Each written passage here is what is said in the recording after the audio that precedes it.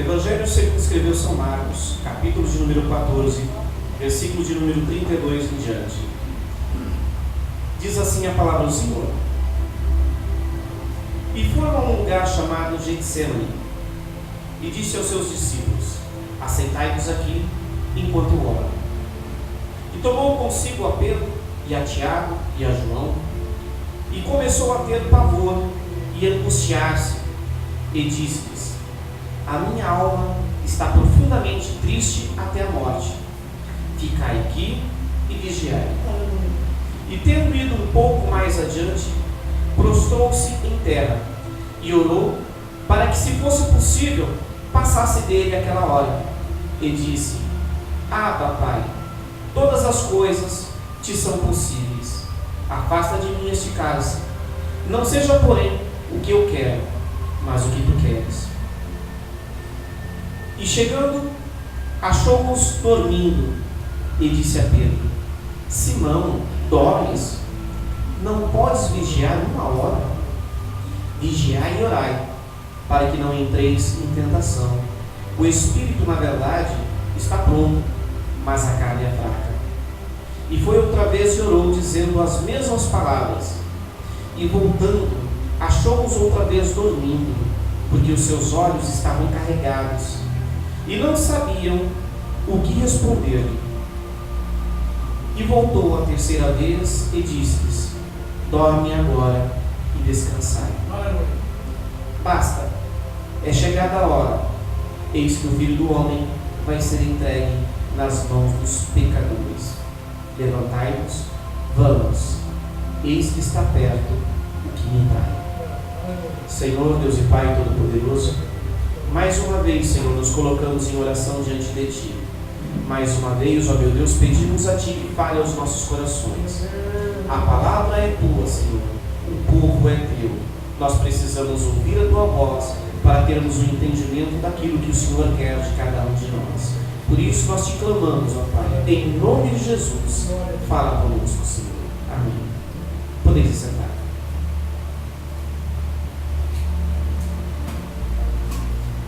Glórias a Deus. Esse texto, ele é maravilhoso. Ele fala-nos de um momento onde, quando a gente lê com bastante calma, meditando a respeito de toda essa situação, nós nos comovemos pelo que o Senhor Jesus iria passar e pelo sofrimento que ele sentia ali naquele momento de forma antecipada. Mas a mensagem dessa noite, ela não é para dizer a respeito do sofrimento de Jesus, não é para nos apresentar tudo que ele sofreu ou que ele estaria se preparando para sofrer. Hoje nós iremos aprender algumas lições que esse texto nos apresenta e que servirá para a nossa edificação. A mensagem no dia de hoje é uma mensagem para a edificação de cada crente, para a edificação de cada pessoa que se dispõe a servir a Jesus. A mensagem desta noite, ela tem essa intenção. Bom, para que nós venhamos então compreender tudo o que está acontecendo, nós precisamos entender um pouco do pano de fundo de toda essa história. Nós precisamos entender tudo o que vinha se passando, para a gente então não se perder em todo o ensinamento dessa noite. Nós conseguimos compreender que eles já haviam participado da Páscoa. Eles já haviam comemorado a Páscoa pouco tempo antes.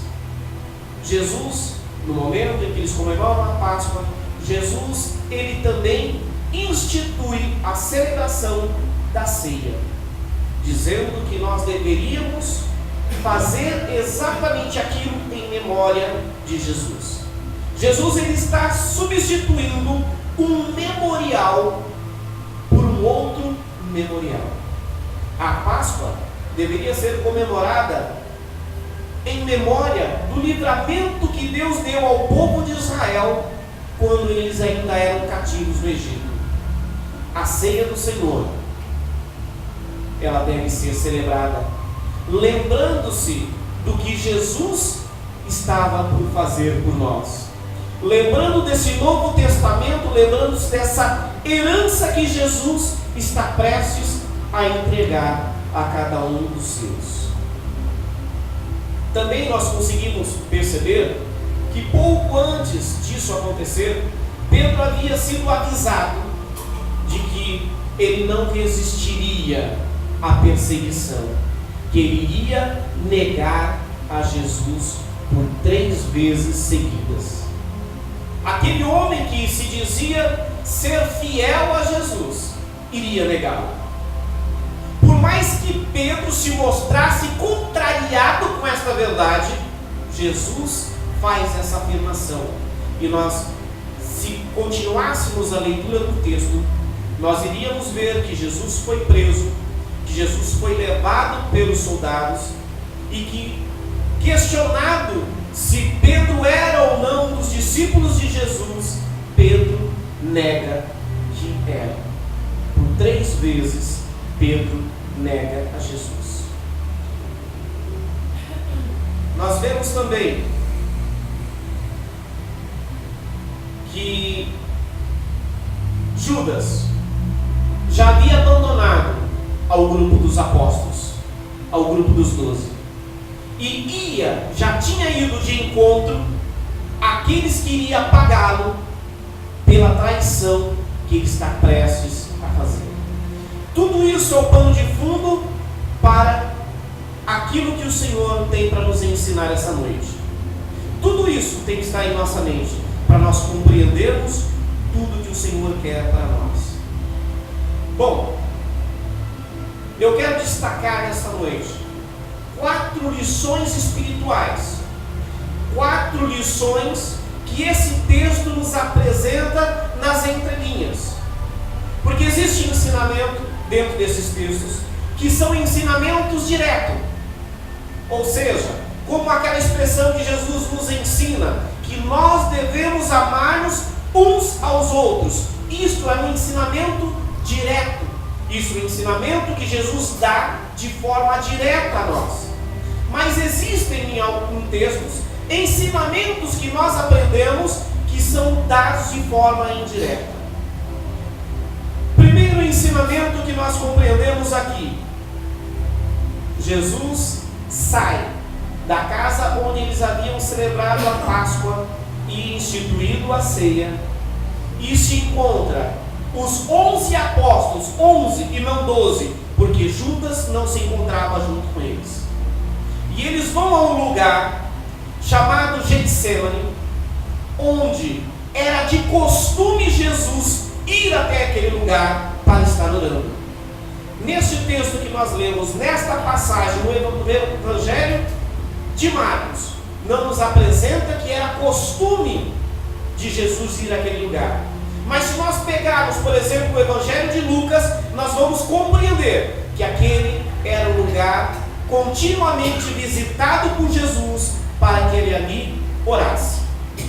Bom, Jesus leva os seus 11 discípulos àquele lugar. Ele leva 11 dos seus apóstolos àquele lugar.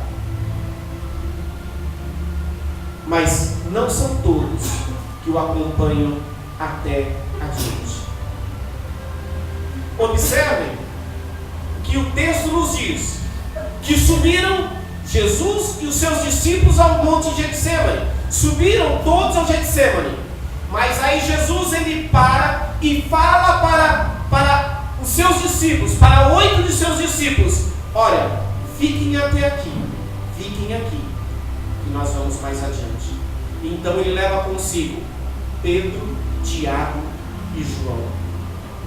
O que nós conseguimos compreender com este detalhe que está nas entrelinhas, neste ensinamento que Jesus está nos dando, ou que esse texto nos apresenta nas entrelinhas?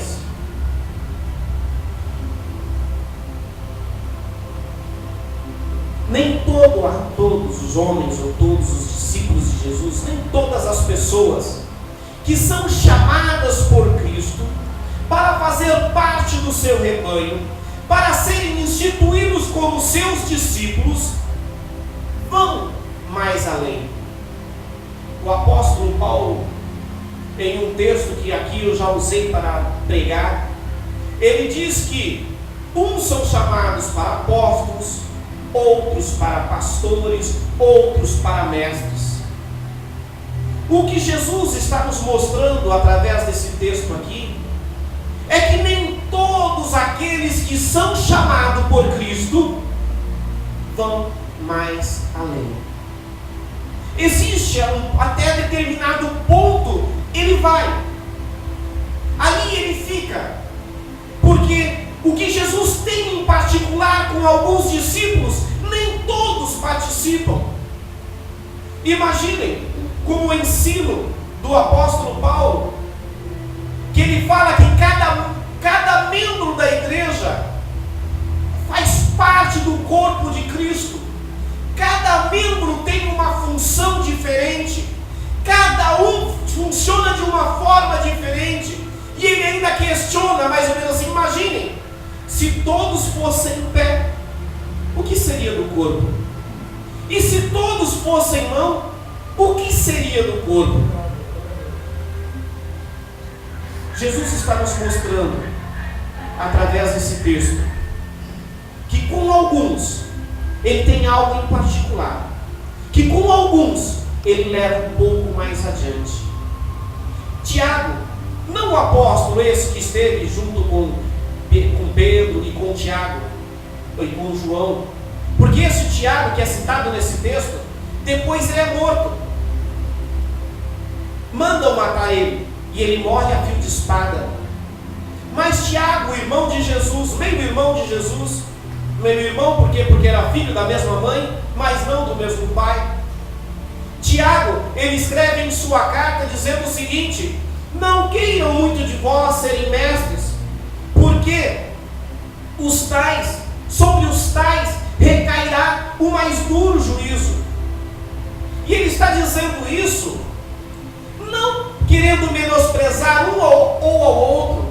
Ele está dizendo isso porque alguns são chamados de uma forma específica para fazer algo em específico na obra de Deus. E nós compreendemos que dos 12 discípulos, dos 12 apóstolos, um o está traindo. 8 ficam pelo meio do caminho. 3 acompanham Jesus mais adiante. Outro detalhe que nós temos que compreender nestas entrelinhas.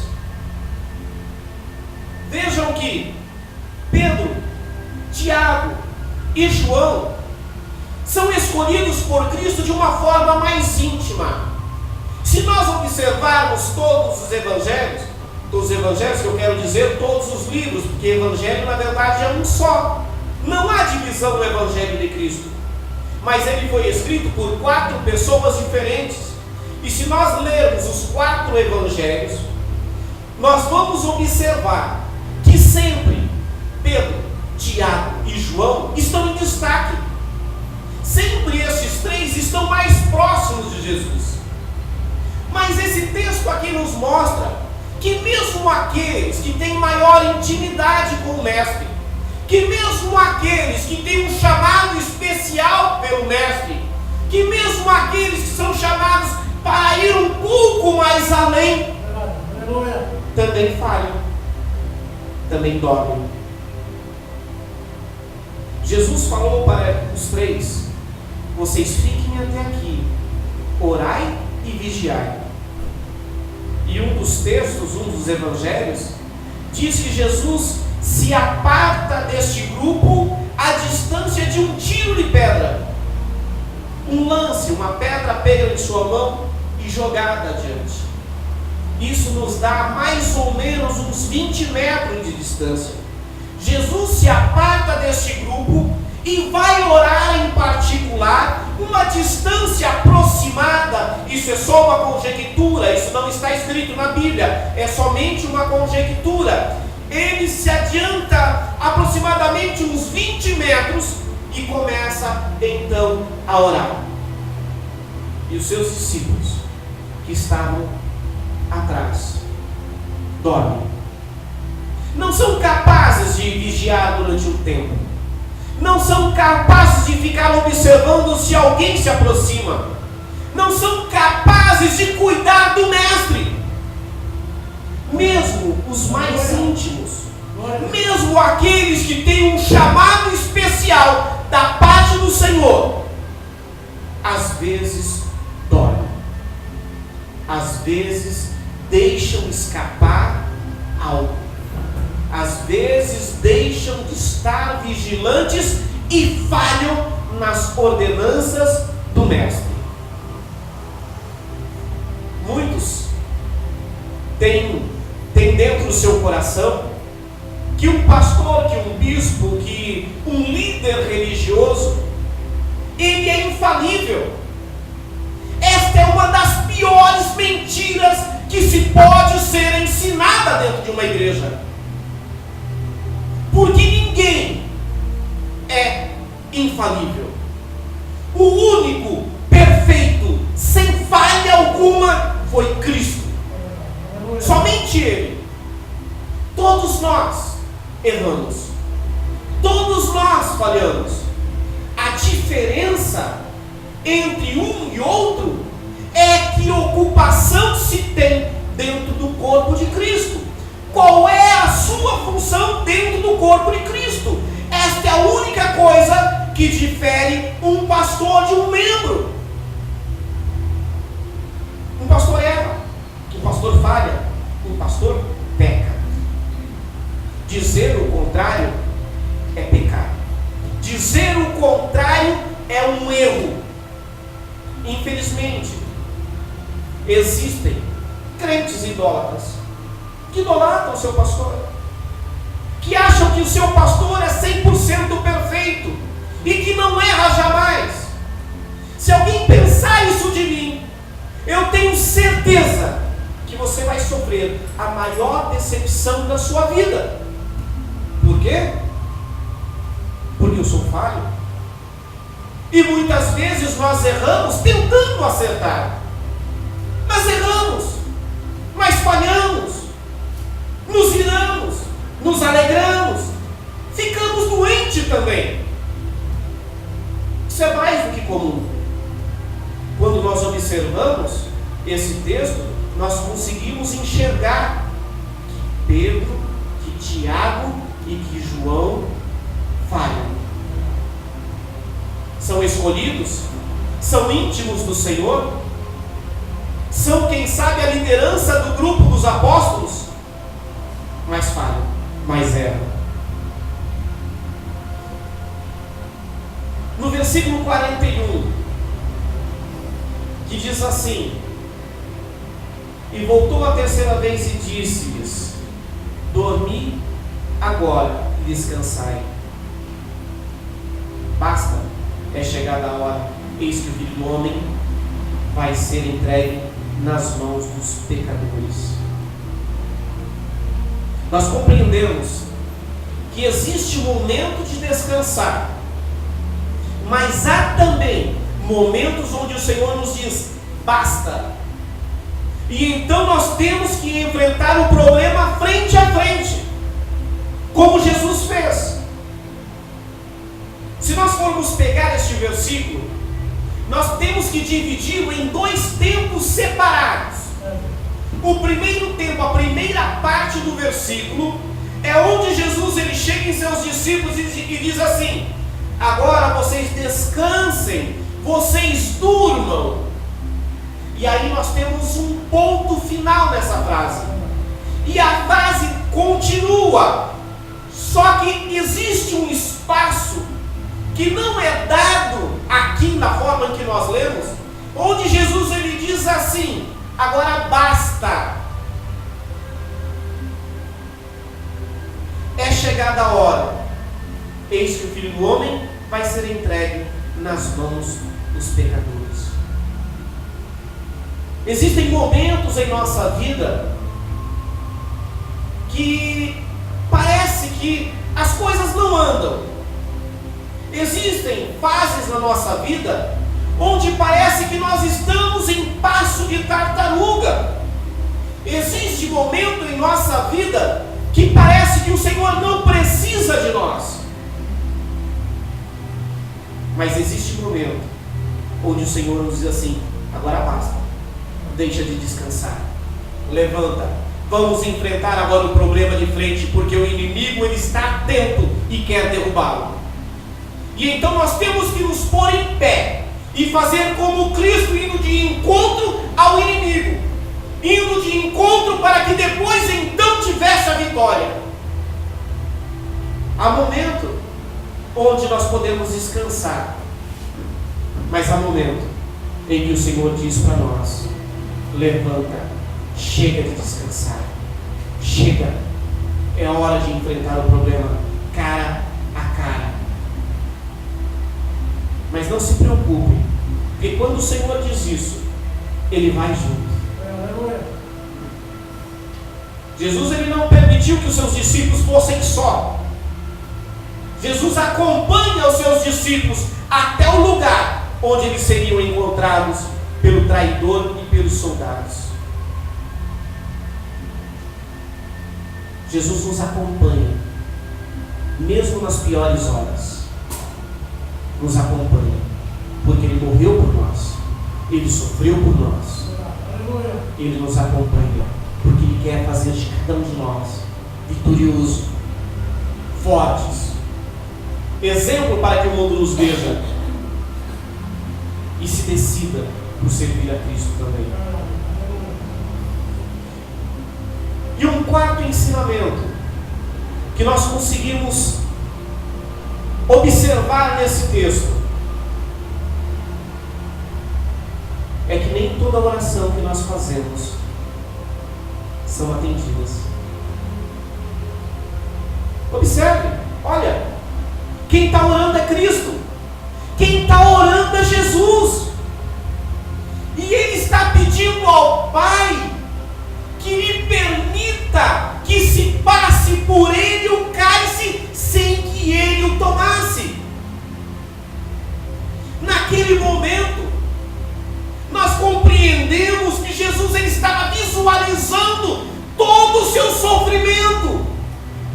Nós compreendemos que Ele consegue enxergar que Ele iria ser açoitado.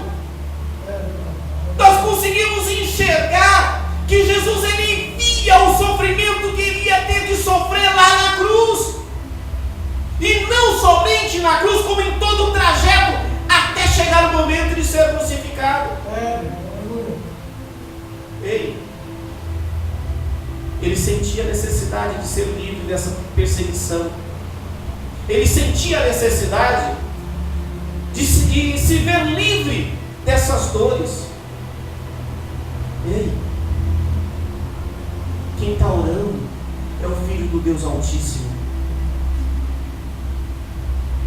Mas nós vemos que aparentemente há um silêncio no céu.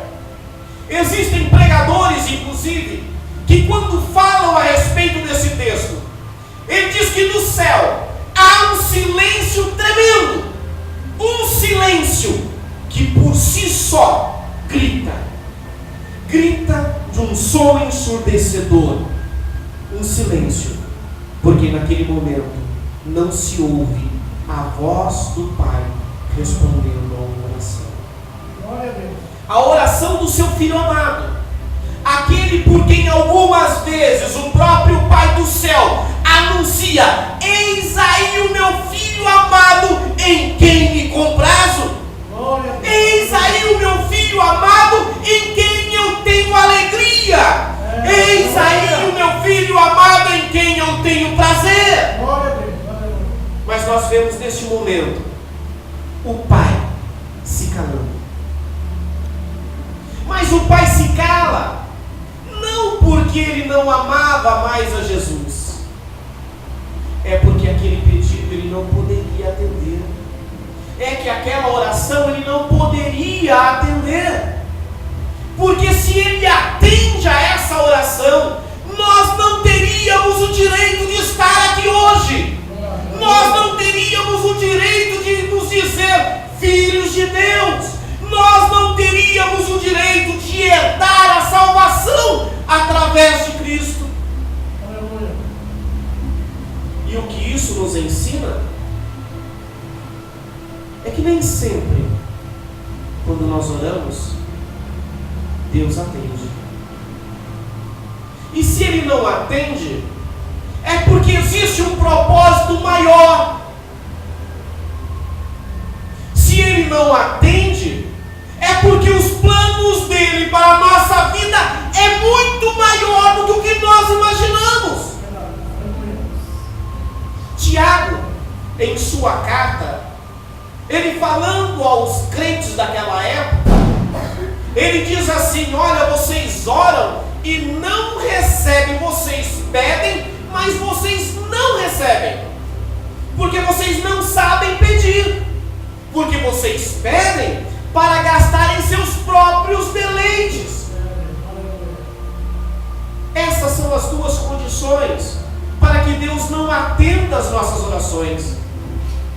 A primeira é: se nós desejamos algo somente para gastar em nossos próprios deleites, saiba que o Senhor não vai atender a essa oração, porque a tua oração é egoísta, a tua oração é individualista. Na tua oração você quer somente o teu bem, não importa o que vai acontecer ao seu redor. Essa oração o Senhor não vai atender. E a outra oração que Ele não atende é: se o teu pedido vai no sentido contrário aos planos que Deus tem para a sua vida. Eu já ouvi histórias de gente, de crente, que pedia demais uma determinada coisa e não atendia, Deus não atendia a sua oração, e ela consecutivamente buscava a Deus em oração por aquilo, e Deus não lhe atendia.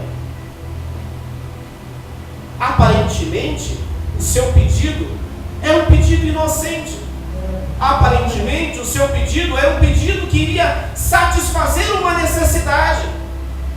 Eu conheço a história de uma mulher que durante muito tempo orava pedindo que Deus abrisse uma porta de emprego. E por mais que parecia absurdo, essa mulher não conseguia um emprego. Seus amigos, seus parentes se empregavam com facilidade, mas para ela as portas estavam fechadas. Ela insistiu tanto, que um determinado dia ela pediu para um homem de Deus orar por ela, para que a porta de emprego fosse aberta. E aquele homem ora por ela, e Deus então cede a essa oração, e ela então consegue emprego. Mas para a decepção de todos, ao invés desta mulher ser uma pessoa grata a Deus, ao invés dela permanecer firme nos caminhos do Senhor, aquele emprego foi a chave para a derrota dela. Por quê? Porque lá ela se perdeu no mundo. Porque lá ela acabou entrando num caso de adultério e destruiu a sua própria família. Porque lá ela acabou se encaminhando direto para o inferno. Não era da vontade de Deus que ela arrumasse esse trabalho. Não era da vontade de Deus que as portas do emprego fossem abertas para ela. Por quê? Porque Deus conhece os nossos corações. E Ele sabe que quando Ele entrega alguma coisa em nossa mão, e esta coisa vai nos fazer mal, Ele evita de tudo para nos entregar. Porque se Ele entregar, nós iremos cair. E aí Deus diz não. Porque os propósitos de Deus, às vezes, são diferentes para nós. Existem pessoas que Deus abençoa de uma forma que todo mundo olha, mas que homem abençoado. E existem pessoas que são privadas de algumas bênçãos, mas Deus sabe por que Ele priva essas pessoas.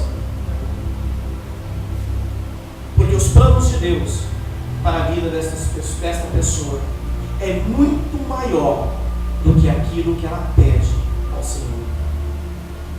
Nós precisamos compreender que em alguns momentos em nossa vida nós buscamos a Deus em oração, pedindo a Ele às vezes um livramento, pedindo a eles alguma coisa para a nossa vida, e esta coisa não vai servir para a glória do nome dele. Então ele não atende, então ele se cala, assim como se calou a essa oração de Jesus. Mas não se preocupe, porque mesmo se calando, o Senhor vai te confortar. O pai pode não ter atendido esta súplica do filho, mas segundo o que diz no Evangelho escrito por Lucas, no capítulo 22, no versículo 43, um anjo foi enviado para confortar a Jesus. Aleluia. Se Deus ele não atende a sua oração, porque isso que você pede vai lhe fazer mal, vai ser contrário à vontade dele para a sua vida, não se preocupe, porque Deus vai confortar você.